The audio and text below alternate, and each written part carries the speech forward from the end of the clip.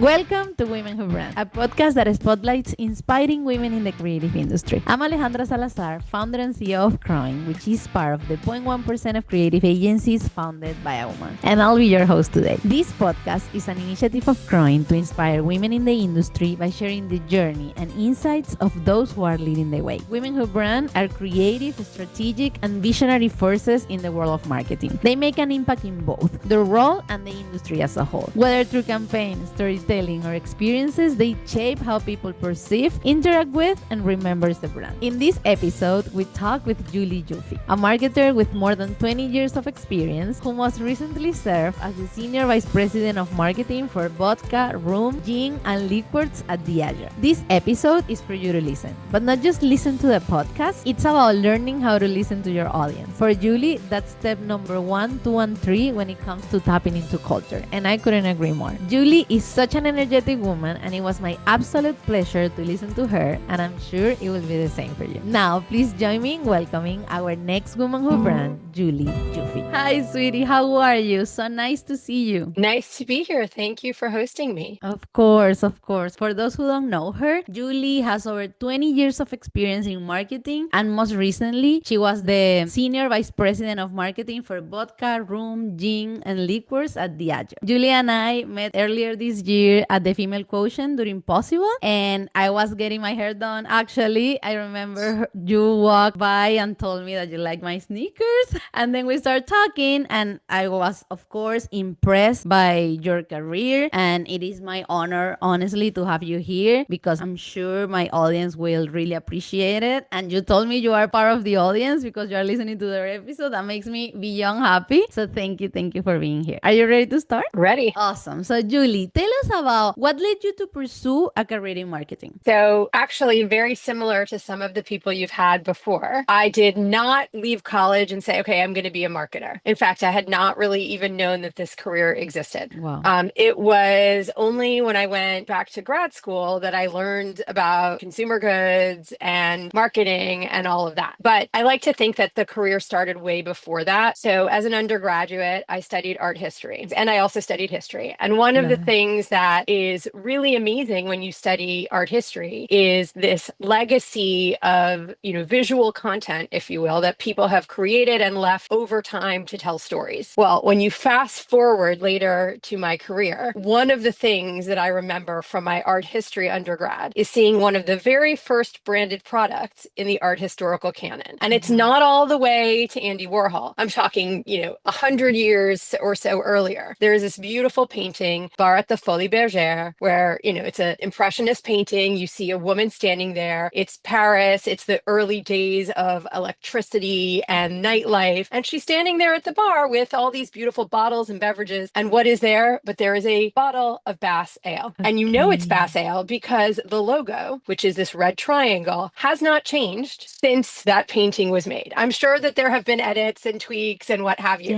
But I think it's really fascinating that the product of brands, the products that we create and lead and inspire, the innovations, the communications, become the culture you live with. And so, it was probably prescribed somewhere back in the day that this was going to be my career. But of course, like all things, it was a little bit of a journey to find it. And then once I found it, I fell in love and have been doing it ever since. Love it. What an answer. I am really passionate about arts. My degree is in business and design, and I needed to study a lot of arts, and I really go to every gallery out there to understand what's going on and really see that art reflects 100% culture. And I see marketing being also the way for brands to basically translate culture, like what's going on. You can see it. And that's why I'm an advocate of the communication that is diverse and that really connect with the consumer, because I feel it can even make your reality a little bit better. If brands really talk from a place of positive and what's going on, what's moving forward, it can change your perception of your own reality for better or for worse if it's, done wrong. So I couldn't agree more with you. Thank you for sharing that. So I want to ask you, when you have an idea or you see an idea or an initiative at the very beginning, how do you know how to move forward with that idea? Do you follow a specific process or is more of a feeling? I think it's a little bit of both for me. When you're working in big organizations with big brands, oftentimes you're trying to address a challenge or a need that you've got on the business. I worked in some categories that were very challenging where we were trying to find growth when the category had been in long-term systemic decline. And so when you're trying to do that, it's like pushing a rock uphill, or you have to really be challenging what is the status quo. So you have a goal in mind. So that's the piece I think that is process.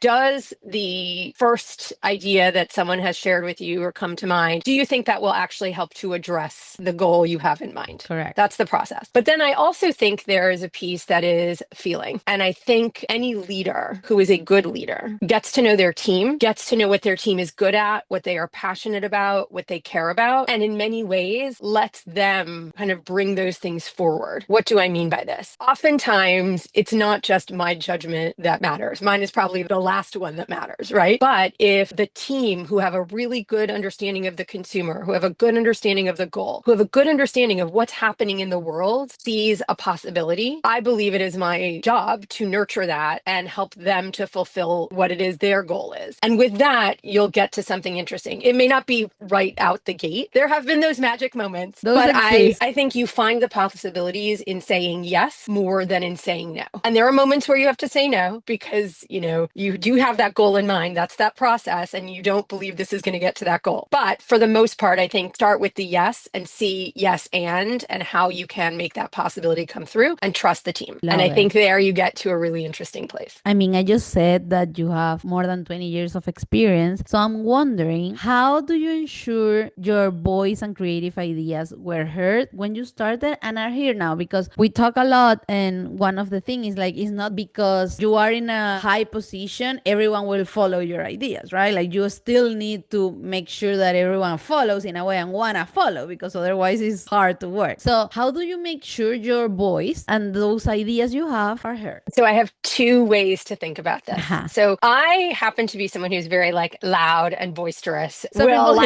make it heard, sometimes too much, right? No one wants to hear my voice too much. In fact, I actually had to start with Zoom, with the advent of Zoom. I actually intentionally mute myself because sometimes I can't hold myself back because I'm enjoying it so much. And I feel like I really need to get in there and say something. And I'm trying to hold myself back to allow others to speak and others to share and let their voices be heard. So my advice, the reason I say there's two parts is if you are someone who feels very new to it, or you're junior, or you're afraid to speak up, one, you're in the meeting for a reason, right? So I would say, remember you're there, you're at the table. The virtual table on Zoom or the physical table in the room, you are there. You have a right for your opinion to be heard. And if that is still holding you back, find a way to speak to the people who are making the decisions in a way that makes you comfortable. Send the email, share the thoughts. No one wants a team member that isn't contributing. And this is how you contribute in a lot of the big brand organizations, particularly when it comes to ideas. Anyone listening to this podcast, if you have a thought or a feeling or an idea and you don't share it, you will never know whether it was a good idea, whether it will work. Like, you need to share. And I like your advice of finding the way that makes you feel the most comfortable to share it, whether it's an email or a text or whatever, but do it. If you don't feel as confident to speak up in the meeting, then don't. But then right after or before, just share it. Yeah. And again, I really do feel we've all been there, right? We've all been at the place where we're like, oh, well, there's 25 more seasoned senior people sitting around here. And, you have to use good judgment. But at the end of the day, you're in the room for a reason. For a reason. Your reason is not to just sit there and say nothing. Correct. So as a marketing leader, what trend in marketing excites you the most right now and why? Obviously, for me, I am someone who loves culture. And I love the fact that with technology, that has enabled us to be much more in tune with culture, understand our consumers, but not just know it, but to actually be able to shape cultural conversations. I think this is the most exciting thing that has happened in marketing in a very long time. Now, I don't think every brand has a right to do it. I don't think every brand has cracked the code. In fact, most have not. But with all that being said, I love that modern marketers feel the power and the responsibility that having a stage and a brand with a big voice gives you to be able to bring conversations forward. And I have to say this because it's, of course, not even 24 hours since Travis and Taylor have gotten engaged. And you've already been able to see those brands that they're not shaping, right? They're just participating in the moment, that are really stoking the joy, and then others that I think have made some epic failures by trying to Correct. actually sell you stuff, Correct. leveraging this It's experience. And I it think there are very big distinctions to be made. exactly. You can see I think I just post something or I schedule it for LinkedIn around how for some brands it's just a nice fit to talk and because it's Sure. part of what they are building. And for some others it's like, what are you doing? Like Yeah. understand the Taylor Swift fans to even, have a voice here. And but I mean, I think I love what you said about the power and the responsibility for marketers now to at least wonder and ask this question like, should we do it? Why couldn't we, but we want? So then is there something that we need to change in this company so then we will be able to actually participate in these conversations? Do we want to be part of the conversations? And then what do we need to do? And it happens a lot with the US Hispanic community that I'm pretty passionate about. A lot of brands came to me like, we want to talk with Latinas and with the Hispanic consumers and stuff. Sure. What are you willing to do? Like, what is the brand doing, like product wise? I mean, and don't need to do it perfectly. You need to start doing it, but you need to start somewhere. And for some brands, what I see, and when you say responsibility, that came to my mind, is that some brands feel scared to do it wrong and they end up not doing anything just to not do it wrong, and that put us behind instead of move forward. So it's tricky. I get that it's tricky. Yes. It's really tricky, but I think as a marketers, we are in the constant exercise of trying and understand culture and where we are to then move forward. So Yeah, and I would it I is would say, intense. I can give examples, but I think at the end of the day, if you know your audience and your community well, right? And this is the big if, and you know the moment that you're participating in, Super Bowl, US Open, what have you, whatever that moment is, Valentine's Day, pick it. If you're providing to that audience, that community, something of value, of joy, of positivity, Correct. whatever your brand's role in the world is to do in that moment and that occasion, then that I think helps to advance in a positive way and Yes. shape the experience. If you're just, again, trying to hitch a ride or beyond, have done something to capture some eyeballs and, it's not going to be very meaningful. And I agree with you. You have to try somewhere. You have to start somewhere. It's not going to be perfect out the bat. But at least hopefully it won't be damaging. Correct. Yeah, no, and I get it. And that's why you need the right partners, the right people, the right Yeah. everything. Like there is the whole structure. But definitely, I think the closer we are with culture tends to technology, expose us in a way that we need to take action. We can't just pretend Yes. this is not happening because it will affect the business. Yes. And in fact, I was having a discussion yesterday with some really smart marketers about brands that have reacted quickly. Mm-hmm. And maybe they got it wrong. And the quick response and a quick response to course correct actually gives them a lot of credit with those communities, especially if they are built off of a social model or they're built off of a model of, taking community ideas and quickly generating them and creating products out of them, right? I think the slow reaction to negativity in social media, et cetera, can actually do more harm than Mm-hmm. saying, you know what, we misjudged, we made a mistake, we're fixing it. Love it. Yeah, that's ways of looking at it. We have a podcast, someone from the Empire State Building, and they post a lot. Like they are really, social media is amazing. And I remember them saying like they try to be on time, like really like in the minute, but they rather post, let's say, 2 days later, but with more conviction than in the minute. And there is another approach, like it's like post and then you say sorry if needed. So I think it's about the tone of the brand and also how authentic can you be and should you be?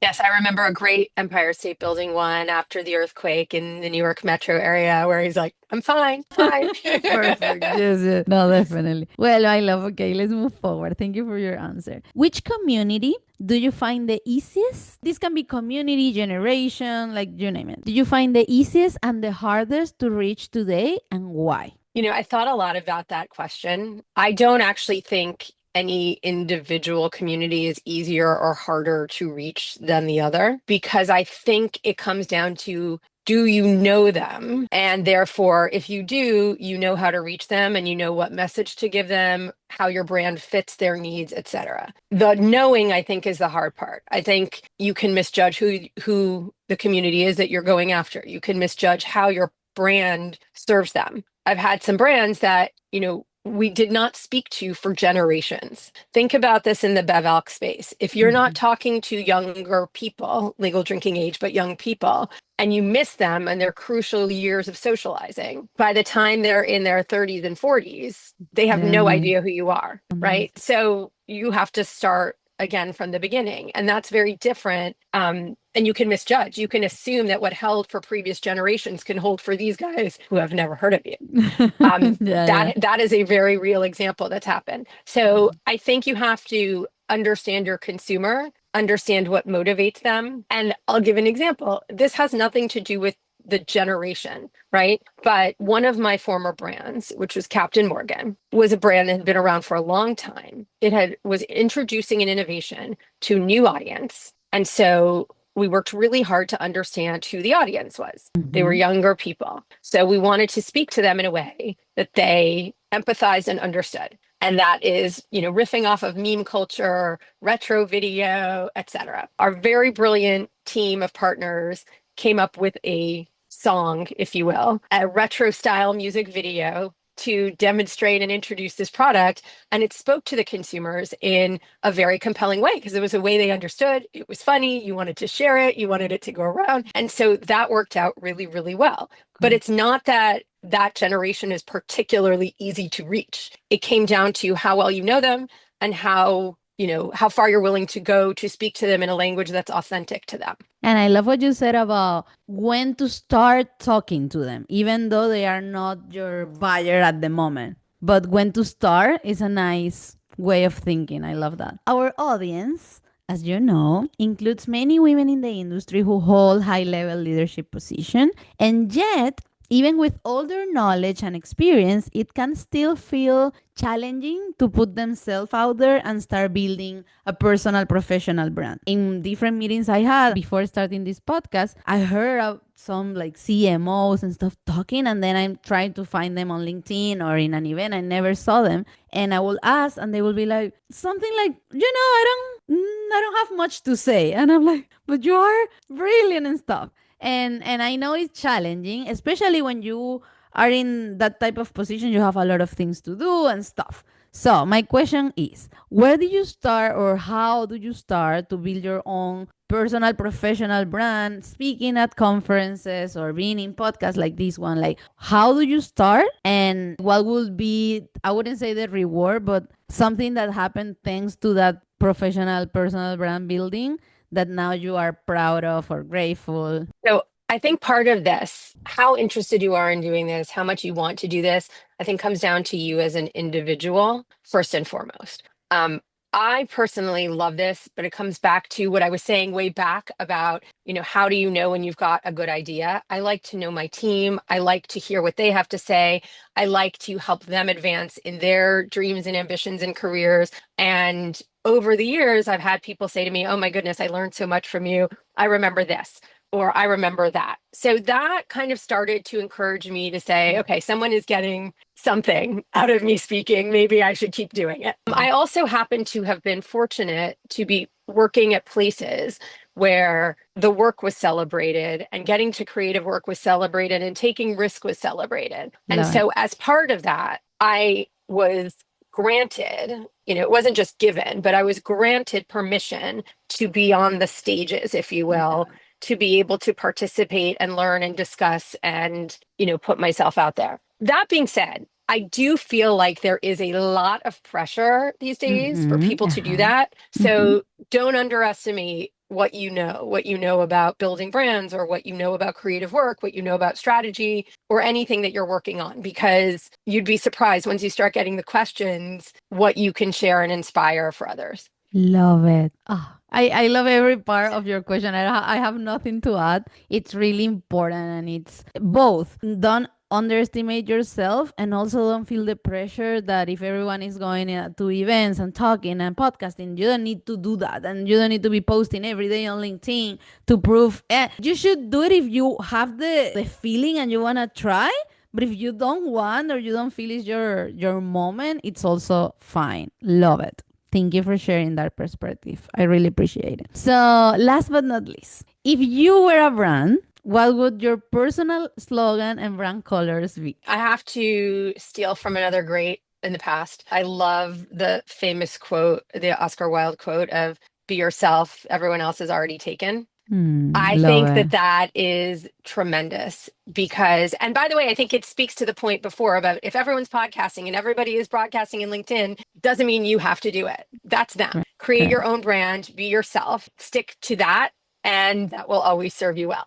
So if that is somehow some version of that would be my slogan. Love it. I'm a visual person, so the colors, I spent a lot of time thinking about this color, and I love this. I would pick purple for possibilities, but Okay. also with a lot, Uh-huh. underscore of silver and gold glitter for sparkle, spark, inspiration, and also because it's a little bit premium. I love That's this my answer. answer. I kind of want to see your brand, your logo, purple and It's shiny. gonna have it'll be bedazzled. Love Whatever the it. logo is, it will be bedazzled. Love this, Julie. And that's that session. But in this session, I wanna like keep it open. We were talking about culture, and I think it's really tricky, because we said, you need to respond. No, don't respond. Understand your brand. No, well, but then you say sorry. It's hard. And yeah, it is hard. Even in my position where I honestly understand a lot of the audiences that we work, and we're pretty passionate about the audience, and sometimes we are part of the audience in the agency. So for us, I wouldn't say it's easy to support brands, but it's part of we want to do it all the time, so we are constantly thinking, so it's kind of in our DNA. So to me, I will say I'm confident to say I can react, I can support with my clients. But still, not every Latino has the same background, not every women has the same stories. Like, it's not granted, like, you just don't know it. It takes a lot of, I said, I have a keynote session where I said it takes a lot of caring. Like, you really need to care about this audience in order to take the time to invest the money, to ask the questions, to make the mistakes, to try. So I guess what I want to ask from a brand marketer side is how, because I don't want to say like how to tap into culture, because I mean it's endless, but at least how to start being like curious, or if you are curious already, like what would you recommend as like first steps or early stages of tapping into culture? Because I feel like I hear a lot about tap into culture brands, but how do I start? Like, what would be my first step? Should I talk someone, like speak with someone from my community or my audience, or should I partner with, like, what will be the first three steps that you will recommend to a marketer in a brand that really wanna tap into culture? So I think It was a step long one, question for me I think there, it's a but great question. I think it's a great question. I think step 1, 2, and 3 is love it. listening, saying nothing, say less and listen more. To quote, I think that's from Hamilton, because I think first and foremost, you have to listen to what the people you care about, meaning in the audience, are talking about, what they are doing, how they are using the brands, the competitors, how they are thinking about the worlds that they're inhabiting. I think the listening is most important. Then the other piece, I think, is listening to what they say, think, and do with your brand, Mm-hmm. right? What role does that play in their lives? Is it just utility? Like, this is a really good product to do XYZ at price ABC. That's going to limit how far you can take your evolution in culture given where you are at the moment.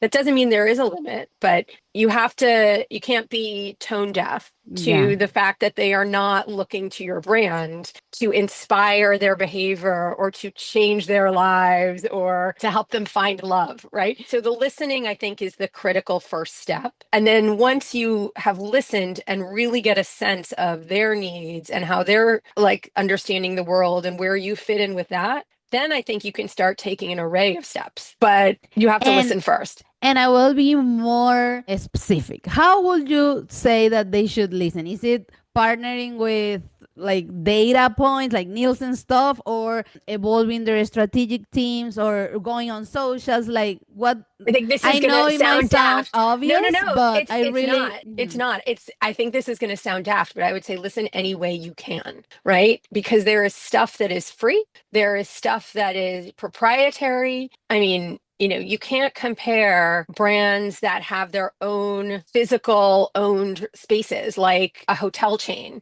where they've got people spending, hundreds of dollars a night and can do surveys and can critique and can call the front Correct. desk with a problem and blah blah blah with someone selling a product in a traditional grocery store, right? It's very different degrees of information. So I think you have to listen any way you can, Mhm. free and proprietary. But I think that there is quantitative, there is qualitative, Love but it. listening is the key. And I didn't mean to cut you off there, but No, no, no. you It's know no, but because I always try to ask and go deeper because sometimes people answer something and say, "Oh, you're right," and I really, yeah, I really think it's important to listen, and I feel sometimes, especially when you are not part of the community you're trying to reach or the generation you're trying to reach, maybe you really don't know where to go and listen. Yeah. But But I will say like social media in some regards is a very good gift, right? yes, Particularly I changed multiple like campaign courses and visual treatments and ways in social